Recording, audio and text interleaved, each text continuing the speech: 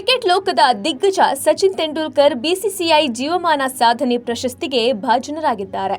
ಸಚಿನ್ ತೆಂಡೂಲ್ಕರ್ಗೆ ನಾಳೆ ನಡೆಯುವ ಬಿಸಿಸಿಐ ವಾರ್ಷಿಕ ಉತ್ಸವದಲ್ಲಿ ಜೀವಮಾನ ಸಾಧನೆ ಪ್ರಶಸ್ತಿ ನೀಡಿ ಗೌರವಿಸಲಾಗುತ್ತಿದೆ. ವರದಿಗಳ ಪ್ರಕಾರ ಸಚಿನ್ ತೆಂಡೂಲ್ಕರ್ 2024ರ ಸಿಕೆ ನಾಯ್ಡು ಜೀವಮಾನ ಸಾಧನೆ ಪ್ರಶಸ್ತಿ ಸ್ವೀಕರಿಸಲಿದ್ದಾರೆ. ಭಾರತದ ಪರ ಸಚಿನ್ ತೆಂಡೂಲ್ಕರ್ 664 ಅಂತಾರಾಷ್ಟ್ರೀಯ ಪಂದ್ಯಗಳನ್ನು ಆಡಿದ್ದಾರೆ. ಟೆಸ್ಟ್ ಮತ್ತು ಏಕದಿನ ಕ್ರಿಕೆಟ್ ಮಾದರಿಯಲ್ಲಿ ಅತಿ ಹೆಚ್ಚು ರನ್ ಗಳಿಸಿದ ಬ್ಯಾಟರ್ ಎಂಬ ಹೆಗ್ಗಳಿಕೆಗೆ ಪಾತ್ರರಾಗಿದ್ದಾರೆ.